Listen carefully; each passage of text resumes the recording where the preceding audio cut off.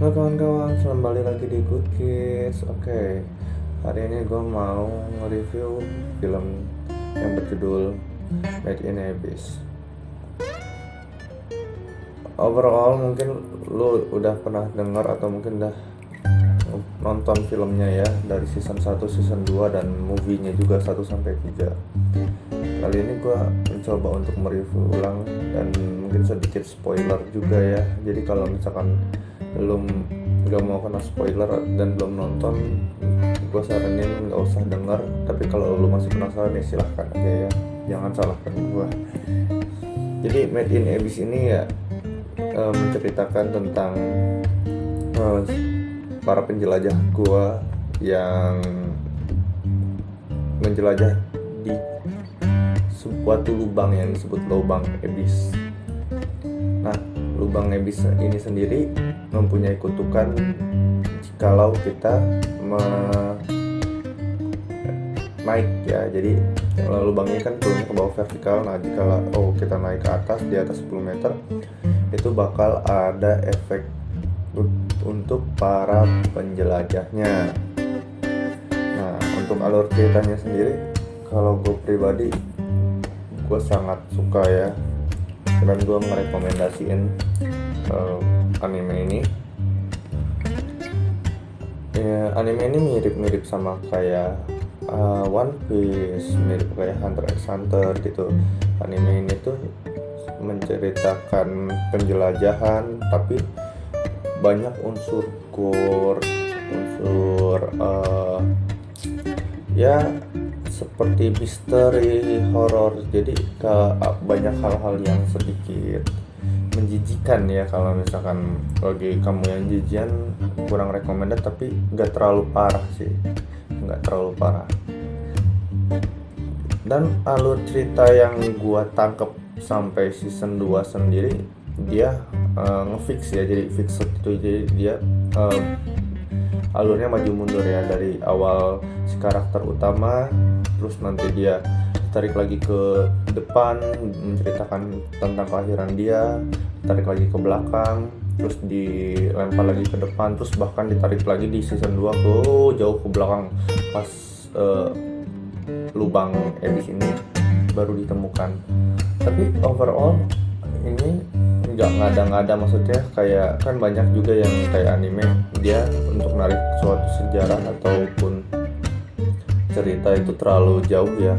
Jadi karakternya belum diceritain, pas lagi nongol tiba-tiba ada sejarahnya ditarik lagi ke belakang. Sedangkan Made in Abyss ini dia udah ngambil ancang-ancang dulu kalau misalkan mau ngambil atau mau membuat alur mundur.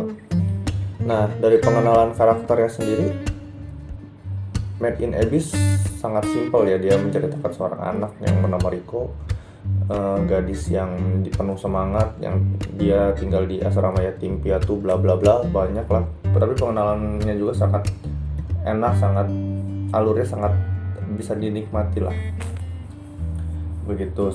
Sedangkan detailnya sendiri, ini anime ya namanya anime Jepang ya, anime Jepang udah nggak bisa kita ini lagi ya, kita perdebatkan lagi ya. Detailnya itu sangat bagus banget, sampai ke detail-detail terkecilnya pun dia dapet gitu. Bahkan dari lagu backgroundnya juga, setiap di bagian pemandangan, di bagian silentnya itu dia bisa ngedapetin feel-nya loh gitu. Apalagi kan di sini seperti mengenalkan suatu dunia baru, banyak satwa baru, banyak tumbuhan baru, itu sangat keren banget sih. Dan dari angle-nya sendiri, anime ini sangat fokus ke karakter utama si Riko ini, dan juga banyak sih karakter side karakter seperti Rick itu termasuk karakter utama, seperti ibunya atau Pluit Putih segala macam. Nanti kalian juga bakal tahu apa yang gue maksud Pluit Putih, karena di sini gue nggak bisa cerita panjang lebar ya karena durasi ya. Nanti mungkin kalau misalkan mau panjang lebar, kalian bisa minta request ya.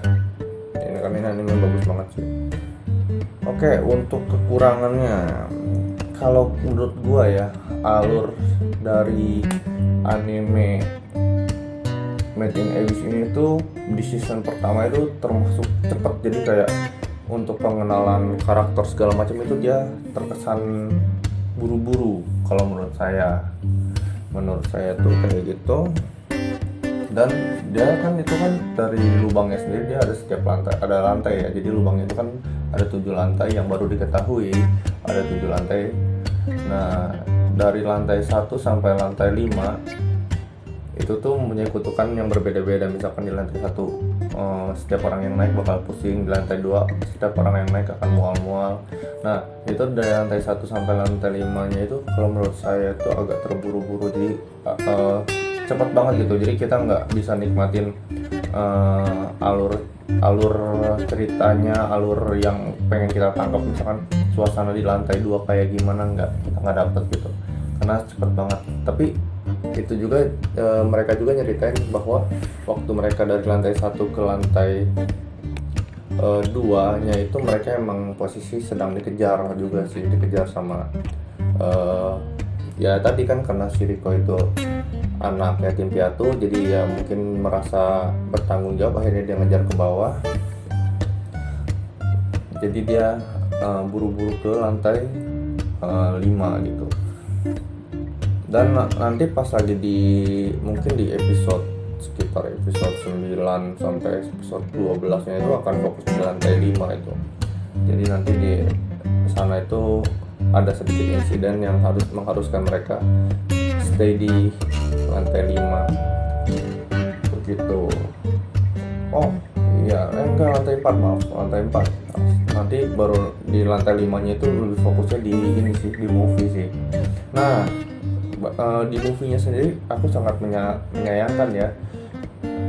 Ini movie sebenarnya masuk kayak masuk alur ceritanya gitu, beda sama ada juga One Piece kan. Kalau One Piece ada yang OVA-nya itu ada yang sesuai dengan alur cerita, ada yang OVA-nya itu berbeda dengan alur cerita ya kan. Nah di Made in Abyss ini kebetulan movie-nya itu baru ada 3 dan semuanya itu masuk ke alur cerita.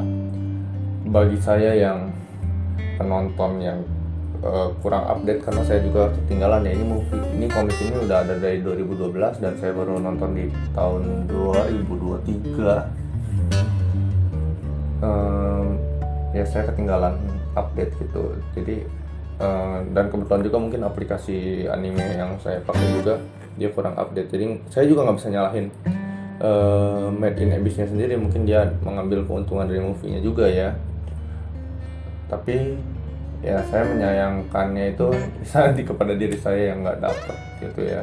Saya baru tahu pas lagi saya nonton season 2 nya kok nggak nyambung gitu. Oh ternyata pas lagi ditarik lagi, oh ada movie-nya.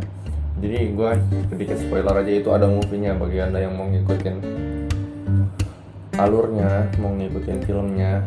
Nanti pas lagi udah season 1 itu lu harus nonton dulu movie-nya 1-3. Itu dia bakal ngelawan salah satu, bukan penjahat sih sebenarnya, villain di film ini tuh unik.